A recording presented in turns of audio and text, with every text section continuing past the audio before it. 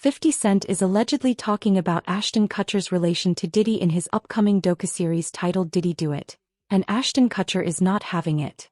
Reports are coming in that Ashton Kutcher is getting ready to testify after Diddy's legal team admitted to the existence of freak-off tapes. Speaking of, in particular, Netflix docuseries that you've been working on, Diddy Do It. Right. You've been saying for years that you feel you knew Diddy's character. Right. Yet you said you weren't a part of that lifestyle, you weren't going to the parties. So what makes you so absolutely sure that these kinds of allegations that we've seen against him are true? Well, I'm surprised by the allegations, as surprised as everyone else is. Like, I didn't make the allegations. I didn't tell people to say these things. It comes out, I see it in the news like everyone else. But I did feel uncomfortable with the way you would present the idea of going to these projects. To come party with me. Yeah. And then that swayed me away from it. Just that alone. So you didn't realize as much stuff was coming. Like when I seen today, it was allegations of 3 men that said he drugged them, and it's a long time, to be honest with you. Like when people don't remember being violated for 20 years, it makes me feel a little hard. What are your thoughts on the allegations against Jay-Z? That was interesting. When I was saying things, not knowing exactly what I was saying, but I was going, where's Jay at? He's mad quiet. Like while the Puffy thing was going on. But it's obvious now that his team was being made aware that he was in those allegations also. So I hope it works out, because with his family, the things that go on internally, those accusations are crazy. After Jay-Z, J-Lo, and Diddy, Ashton Kutcher is next in line to get exposed. And allegedly, Ashton is trying to strike a deal with the government to escape prosecution. According to Fox News host Jesse Waters, Fox News has received credible intel that Ashton Kutcher has agreed to testify. Ashton Kutcher and Diddy were best friends for almost 2 decades. And now, with Diddy currently under investigation for sex trafficking, abuse of minors, racketeering, conspiracy, and transportation for prostitution, Ashton wants to distance himself as much as possible. They'd bring in these people. A lot of these people were also aspiring young artists in the music industry. And then these parties were sponsored by Motown Records CEO, Universal Records CEO. This goes all the way to the top. And so you get these people in compromising situations. The drinks were laced, the videotapes were hot. And then at the end of the day, you wake up the next morning, what did I do? And then they have compromising material on you. And then they can guide your career. They could kill your career, but they got you. And it wasn't just people in the music business. As you said, there were athletes, there were celebrities, there were politicians, people from the royal family. And we were also told by the former bodyguard that Diddy was an FBI informant. Whoa. So he was a snitch and was feeding information to the feds. And we don't know what that means. We haven't been able to confirm it, but even Little Rod said it's not just like Epstein. It could be worse than Jeffrey Epstein. In 2009, Ashton Kutcher set up Thorn, an anti-trafficking company to combat human trafficking and child sexual exploitation. This was after fans started noticing how Ashton had consistently been behaving creepily with minors, and rumors were starting to circulate about his connection to Diddy. Soon after, Ashton Kutcher's wife, Demi Moore, left him because of what he was allegedly doing with Diddy, and Ashton started putting on a nice guy act.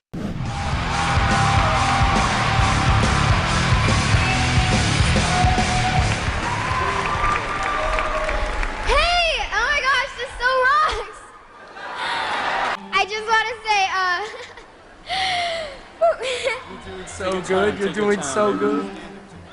I just want to say, everyone will suffer. Hey, MTV Rock!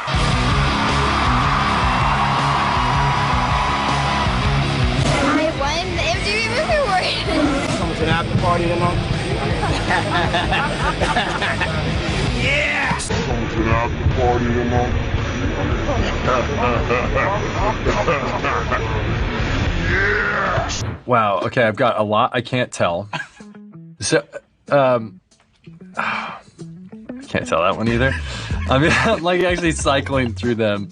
There was one moment, so it's not really a party story, but our relationship was really bizarre. So it started over punked, because he was like, yo, don't punk you me. can't punk me. And I was like, I don't know what to tell you. Everybody's on the table. He's like, not me, I'm off the table. And so that started our conversation. We became fast friends, and we used to just hang out and watch football together. I've been on FBI raids where I've seen things that no person should ever see. I've seen video content of a child that's the same age as mine being raped by an American man that was a sex tourist in Cambodia. And this child was so conditioned by her environment that she thought she was engaging in play.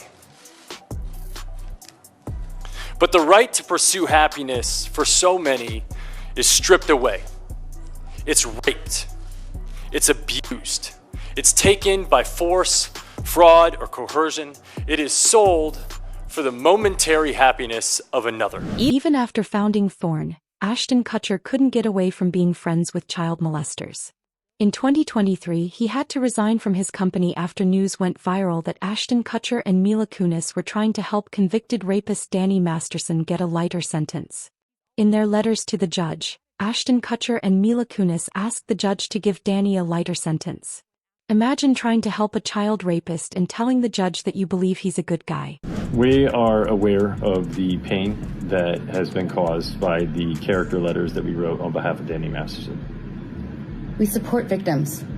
We have done this historically through our work and will continue to do so in the future. A couple months ago, Danny's family reached out to us and they asked us to write character letters to represent the person that we knew for 25 years so that the judge could take that into full consideration relative to the sentencing. The letters were not written to question the legitimacy of the judicial system or the validity of the jury's ruling. They were intended for the judge to read and not to undermine the testimony of the victims or re-traumatize them in any way. We would never want to do that. And we're sorry if that has taken place. Our heart goes out to every single person who's ever been a victim of sexual assault, sexual abuse, or Just a few weeks ago, Mark Agnifilo and Diddy's legal team admitted to the existence of sex tapes showing Diddy in sexual contact with celebrities. Diddy's team claims that what Diddy and the celebrities were doing was completely legal, and despite how the celebrities look, they are neither minors nor drugged.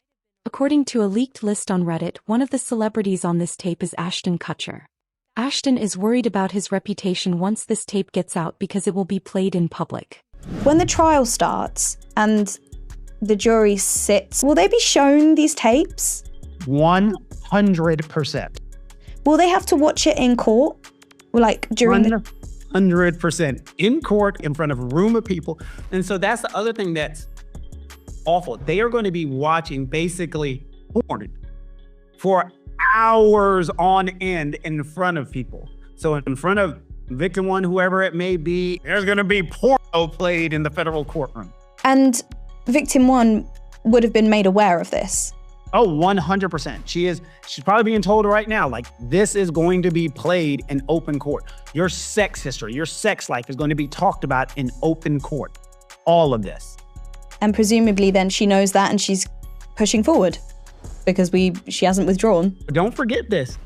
It doesn't matter if she does or she doesn't. This isn't a civil case. This is the criminal case. So she could flat out tell the federal government, I don't want to participate. And they can say, we don't care.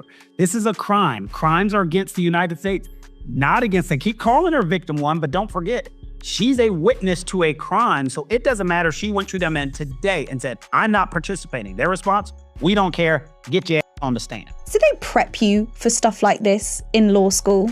Do they say, you know, you might do a case and you might have to watch hours of pornographic material and comb through it? Like, what's the semester on for this? Well, you're exactly right. They don't prepare you for that because you understand every case is different. So you read about cases. Like, I think this Diddy case is going to be studied forever. You know, I think it's going to be studied in law school, but that's the way that we learn. In their letter, they write, quote, having reviewed these videos, it is now abundantly clear that they confirm Mr. Combs' innocence and that their full exculpatory value cannot be investigated and used unless they are electronically produced. The 9 videos at issue are the so-called freak-off tapes with victim 1 that the government has repeatedly referenced, causing wild speculation in the media. Contrary to what the government has led this court and the public to believe, the so-called freak-offs were private sexual activity between fully consenting adults in a long-term relationship. Like many Americans, in the privacy of their own bedrooms, they sometimes film their sexual activity. These videos unambiguously show that the person alleged in the indictment to be victim 1 not only consented, but thoroughly enjoyed herself. And we believe, by the way, victim 1 to be Cassandra Ventura. This is Diddy's ex, who first filed that initial sexual assault lawsuit against Combs back in 2023. She was in that infamous surveillance footage that was published by CNN of an incident that happened in a hotel hallway where Combs is beating Ventura just while wearing a towel. It's a very disturbing video. He argues the videos don't show any orgies or celebrities or violence or coercion or threats or manipulation or evidence of anyone being under the influence of drugs, that this is not sex trafficking. Quote, the premise that freak-offs are inherently dangerous shows that the government seeks to police non-conforming sexual activity and that it assumes, despite all evidence to the contrary, that a woman's willing participation must have been coerced. That's interesting because that's something we've long suspected, that the defense is not going to shy away from the term freak-offs. They might accept, yeah, Combs called these freak-offs, but this was entirely consensual. It was all on the up and up. It might be different to you and me, but there's nothing illegal going on here. If they're really If the government is the government in the Southern District of New York, I can't imagine this is what they're hanging their hat on if it's what the defense describes. It's like one of those things that when you have a weakness in a case, the government has to decide how they're going to use that. My guess is they're going to use it to show that there were sex workers, that these sex workers were paid. I would imagine that they have the sex workers that are in the video to come in and describe what was going on or what happened before they went on tape, whether or not they had drugs or alcohol or anything else, whether or not Cassie had drugs or alcohol, whether or not there was a discussion between Sean Combs and Cassie before the tape started. So Right. I think that the tape is going to be one portion of it, but the testimony of either the sex workers that were in the video and or Cassie is going to kind of tie it together. That's my guess. News about Diddy crying in prison has also surfaced. According to Gene Deal, the people connected to Diddy are worried about him snitching. One of these celebrities is Ashton Kutcher. It makes sense for Ashton to be scared too. He knew what kind of person Diddy was, and now with every celebrity finding out that Diddy filmed them, they're thinking about cooperating. I just heard about that. But you heard about the reports that Ashton Kutcher, he's worried that Diddy might lie on his friends? You heard about that? But that's what I've been saying. I said, if the federal government wanted somebody more than they want Diddy, if he has some information about some people that they would rather have other than him, he's able to get that information to them. But they gotta want it. They gotta want it. And Ashton Kutcher and him they were real tight. One time me, him, Ashton Kutcher went to a Nets game and we met Jay-Z there. You know what I'm saying? So they were close, they was cool. But you think Diddy would do something like that? Lie on other celebrities? Well, why would it have to be a lie? Because if he get caught in, he gonna be as truthful as possible. You understand? He's gonna give them enough information, whereas that it's gonna make him look like the choir boy. So, Ashton Kutcher, he has a right to be kind of alarmed if he was doing things with Diddy. Remember they used to have that group called the what do they call it? The Brat Pack? With Diddy, him, and a couple other guys was hanging out. Leonardo, one other guy too. I forgot the other guy's name. So, they all might be worried. For him to come out with that comment, I mean, that is suspect. It sounds like he's worried that Diddy might give up some information. That's why. That's why he made that statement. To set it up. To set up the atmosphere that, yo, this guy's gonna lie on us. This guy ain't gonna tell the truth on us. But what we know is that wherever Diddy went, his tape recorders went. His camera equipment was working. He was videotaping everything. So they might have that videotape already. Ashton Kutcher isn't the only celebrity being exposed by 50 Cent. Jay-Z was recently clowned by 50 Cent after a lawsuit was filed against him for the alleged abuse of a 13-year-old minor. Along with Diddy, Jay-Z is just as bad, and he helped Diddy cover up his crimes in exchange for fame. Both Beyoncé and Jay-Z benefited heavily from their connection to Diddy, and that's how these three became billionaires. Look, when Jay signed his contract, the big one was with Beyonce. When he signed that contract, the marriage contract, he got trophies. Now those fucking trophies, those fucking trophies came rolling in, buddy. He started getting Grammys left and right, man. I mean, look, if you look at his career, This guy. Wow. You're gonna let him say that? Jay was getting Grammys. He had one. Exactly. He had one. And he ain't show up. No, he has like 20 now. Hold on. He had like 18 since he's been down. Look, he had one, bro. Hard Knock Life. Hold on. You're not wrong. He was At one. the same time. After that, he got them shits. He's like drinking. His pictures with him like fucking things to cup. Wait a minute. So you're saying the success is derived from the marriage? Absolutely, been treated differently. The accolades. Because he's no longer viewed as what, like a street or gangster rapper. Now he's viewed as a businessman, entrepreneur, family man. And the biggest ones because of the position Beyonce's. Jay-Z's career, you can look at that and say the association to Beyonce is when he started to receive the 16 Grammys since he's been with Beyonce. Right? And you go, prior to that, one. Right. You see what I'm saying? So that came in association, like you see their kids even have Grammys. Like they don't sing yet. They don't sing. Right. They don't rap yet. And they already have Grammys and shit. So it's like they give them this trophy so we secure that they're coming to the award show. It meant that much to the culture. Former federal prosecutor Nima Rahmani says that Jay-Z isn't the only person who's going to be named in lawsuits connected to Diddy. He fully expects other celebrities who were connected to Diddy to be sued in the coming weeks. Will Ashton Kutcher be one of these celebrities? So that's that. Now, as far as Jay-Z is concerned, this can really go one of two ways. This might be an isolated one-off case that he has to defend, or potentially it could be a Me Too type situation where other victims come forward. Obviously, we saw that with Diddy and Cassie Ventura. So the coming days and weeks are really going to be telling. And Tony Busby says he has more than 100, maybe up to 300 victims he's representing. So it's going to be interesting to see if any of them also name Jay-Z.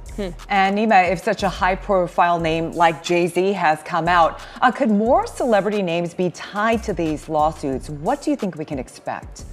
No question. This may just be the first celebrity domino, and Jay-Z was unmasked as celebrity A, but let's not forget there's a celebrity B in that same lawsuit that allegedly witnessed the sexual assault, a female celebrity. And there was someone who went on CNN earlier this week and said that his sexual assault was witnessed by another celebrity as well. So I think we're going to see more celebrity names identified very soon. All right, Nima Rani, thank you so much for joining us. As you said, this is one that has entered the court of public opinion. It's nice to have your actual legal advice on this one. Jay-Z, Ashton Kutcher, and J-Lo have all started distancing themselves from Diddy and even each other. Now, one of Jay-Z's victims gave an exclusive interview to NBC News. And with more victims slowly coming into the spotlight, it's getting more and more difficult for these abusers to get away. The victim claims that Diddy's limousine driver told her that she was Diddy's type and escorted her to the party where she was drugged. Once she came back to her senses, Diddy and Jay-Z allegedly raped her. You should always advocate for yourself and be a voice for yourself. You should never let what somebody else did run your life. A 38-year-old mother from Alabama who has filed a lawsuit accusing Sean Diddy Combs and Jay-Z of raping her when she was 13 years old is speaking out to NBC News for the first time. She asked us not to reveal her identity. What made you want to come forward and talk today? Because I think that I've been quiet long enough about what I've been through, and it's been hard enough to be quiet. But it's a chapter of my life that I'd like to close. You weren't scared to be all alone? No, with having autism is like feeling like you live your life in a shatterproof jovial ball. The world's on fire. The fire is inside the ball with you, but there's no way for you to get out. In addition to having autism, the woman says she suffered a head injury. The night of the 2000s VMAs, she says a friend drove her from Rochester, New York to Manhattan, a more than 5-hour drive. Her attorney provided NBC News with the name of the friend who has since died. The woman says she spoke to Combs's limo driver who offered her a ride to an after party. I stumbled upon Diddy's driver, who told me that I was exactly what Diddy was looking for. What did you think when he said that to you? I thought it meant that I was just pretty. She went to a White House, she says, where she spoke to musicians Benji Madden and his brother. I'm talking to Benji Madden about his tattoo because, I have about his tattoo that's the Last Supper, because I have a religious background. So it was just something to talk about. At the after party, she says she had a drink that made her feel woozy. Then she says Combs and Carter took turns raping her while a female celebrity watched. JC comes in and rapes me. He at that point I was fighting, trying to get away from him, and he put his hand over my mouth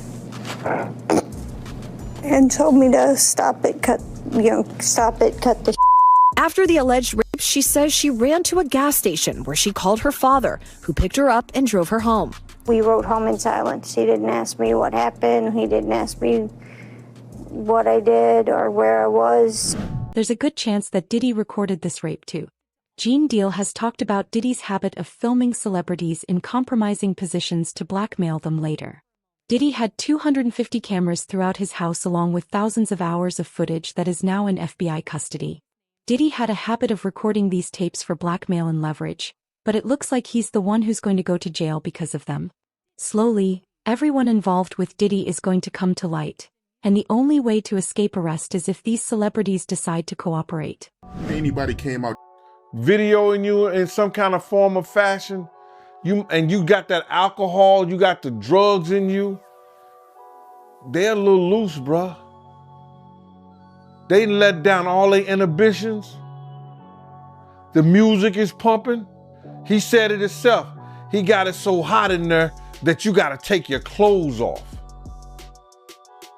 He said that himself, bruh.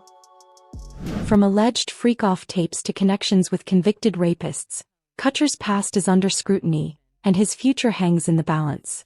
With Diddy's legal team admitting to the existence of incriminating tapes and more victims stepping forward, the walls are closing in on everyone involved. Will Ashton Kutcher cooperate with authorities to save himself, or will he become another casualty in this sprawling scandal?